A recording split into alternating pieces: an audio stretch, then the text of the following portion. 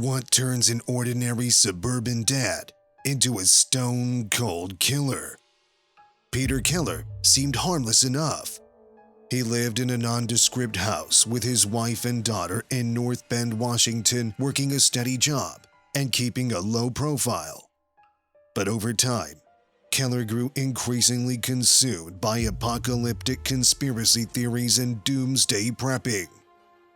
He became withdrawn, dedicating himself to building a remote bunker stockpile in the Pacific Northwest woods. This obsession would prove to have horrific consequences no one saw coming. In 2012, Keller methodically murdered his wife and daughter in their home, then disappeared without a trace for weeks, evading detection in his secret woodland lair. Let's examine the chilling red flags and string of troubling events that transformed Keller from everyday citizen into real-life boogeyman.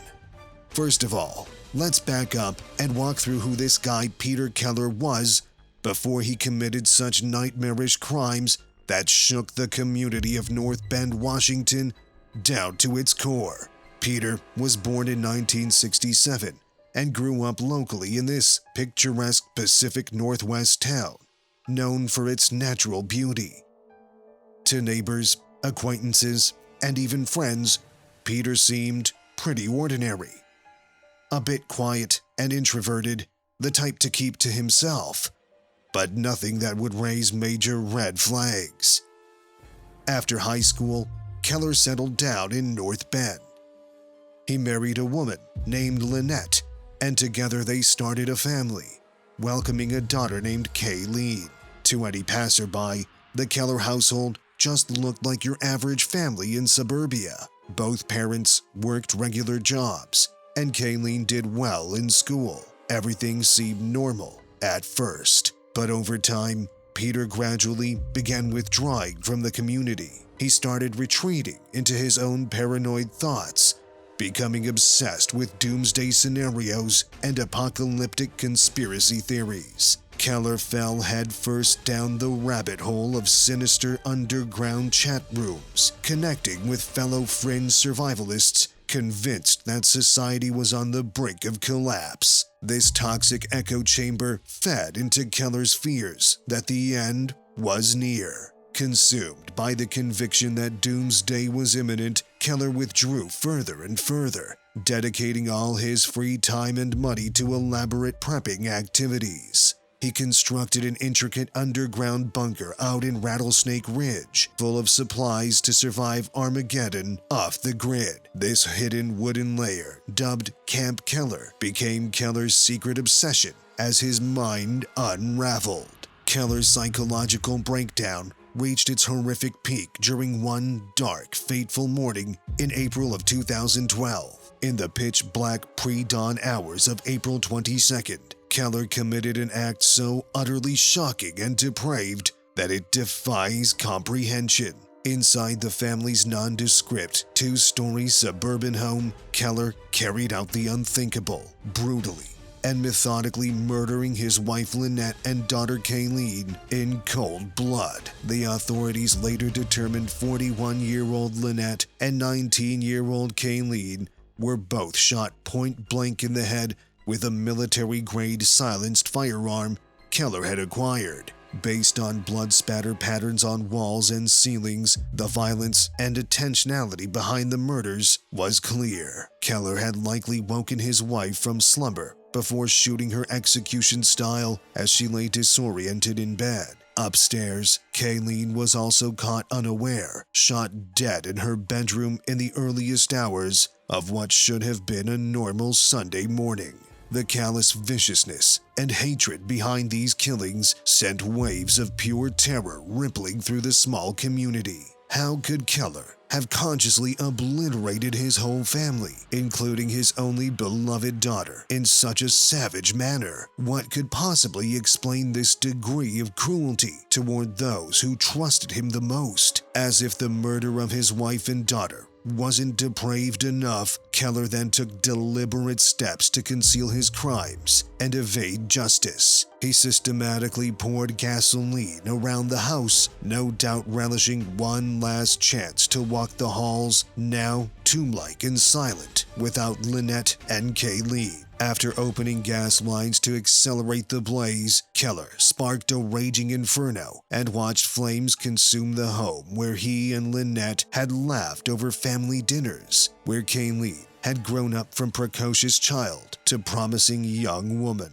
Keller destroyed it all without remorse. By the time the first responders arrived to see fires ravaging the ruins, Keller was long gone, with Lynette and Kayleen's bodies now reduced to ashes. Buried somewhere in the wreckage, a massive statewide search effort was immediately launched, but the survivalist Keller had one key advantage: intimate familiarity with the dense forests surrounding North Bend, garnered from years of trading. For 7 harrowing weeks, Keller successfully evaded detection from search teams, attack dogs, helicopters, and drones buzzing overhead. He moved under cover of darkness, relying on camouflage, trails only he knew, and other tricks learned while prepping his doomsday bunker hideaway, Camp Keller, over the past decade. Yes, that remote woodland bunker, stocked with years' worth of supplies, ended up being far from just a theoretical hobby. In fact, in the immediate aftermath of his crimes, Keller directly fled to those subterranean depths, finding safety and seclusion to temporarily escape reckoning. Barricaded 20 feet underground in his elaborately constructed bunker fortress,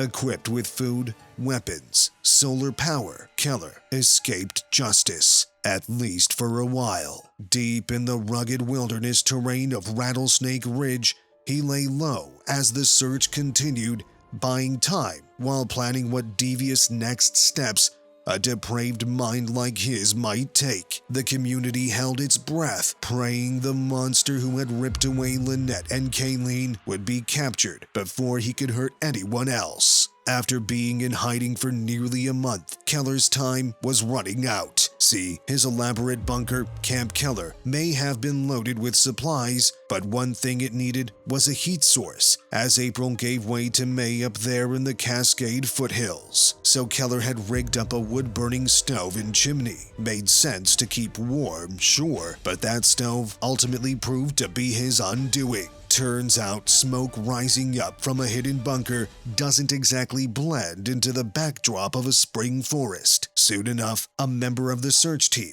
spotted that thin tendril of smoke wafting up through the trees on Rattlesnake Ridge. They closed in to investigate further, and that's when they discovered Keller's elaborate setup. After weeks of fruitless searching, authorities had finally pinned down Keller's location. An urgent call went out, and a heavily armed SWAT team swiftly mobilized, stealthily surrounding the bunker. But Keller wasn't about to go down without a fight. What ensued was an intense 22-hour standoff between Keller and the SWAT team, trapped together there in the remote wilderness. As dusk fell, negotiations dragged on, hour after hour. Authorities repeatedly tried contacting Keller, demanding his surrender, but Keller wasn't interested in talking. Occasional muffled sounds could be heard from inside the bunker, Keller sporadically yelling threats and obscenities back in response. But otherwise, he lay low, leaving the authorities stranded in uncertainty.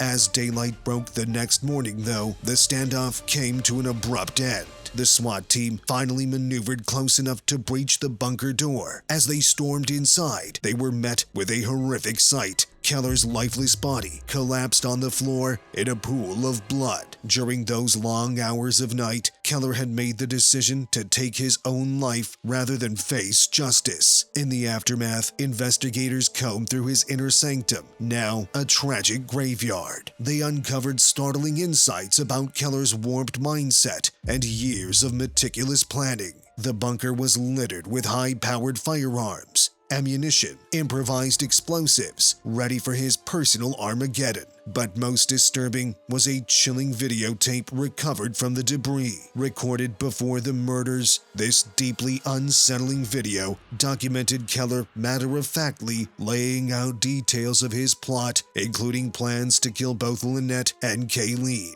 His cold, detached demeanor in the video highlighted his deteriorated mental state and the true extent of his psychotic break from reality. As North Bend grappled to make sense of this horror story that unfolded right under their noses, difficult questions lingered. How could this tragedy have been prevented if the warning signs were missed? Could authorities have successfully intervened if Keller's conspiracy-fueled rantings had raised greater concern? Perhaps this devastating crime could have been avoided if Keller's downward spiral hadn't gone unchecked for so long. While nothing can ever make up for the lives tragically cut short by Keller's inconceivable violence, Lynette and Kayleen's memory lives on through an important initiative their family set up to uplift others. In the aftermath of losing their loved ones, the community rallied around the relatives left behind, moved by the senselessness of it all. Seeking meaning amidst tragedy, the family established the Lynette and Kayleen Keller Memorial Scholarship Fund to honor two bright lights extinguished far too soon.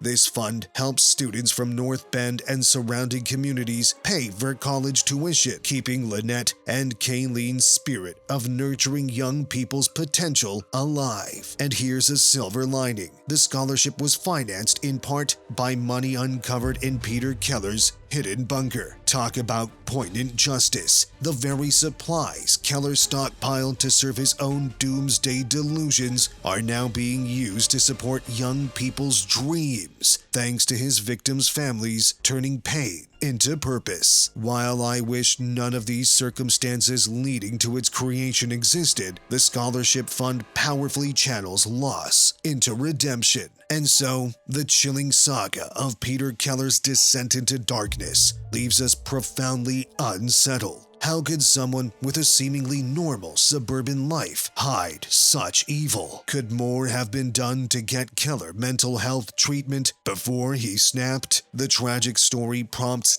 difficult questions without easy answers. It calls on all of us to be more attuned to those around us needing help. If you notice friends or family withdrawing like Keller did, speak up, check in, provide an outlet. If you found this real-life crime story intriguing, make sure to subscribe and turn on notifications so you don't miss the next uploading detailing true cases like this.